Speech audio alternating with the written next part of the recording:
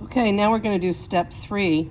You've got the wheel. Notice the wheel has a bump side and a well side.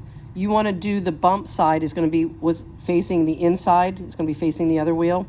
And then this is going to face the outside of the car.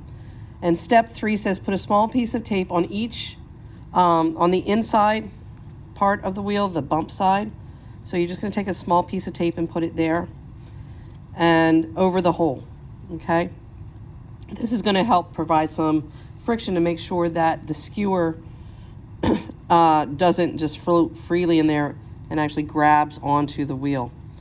Then you should be able to poke that through. All right, if you need to, you can get a hole started with a pen or pencil, something along those lines. And then you're going to have your other wheel. And remember, the bump side gets the tape. All right, and you need to put the straw piece that you cut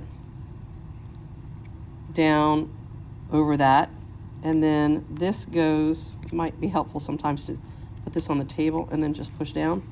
So at this point you have your wheel and axle, but we need to glue using the glue gun for that.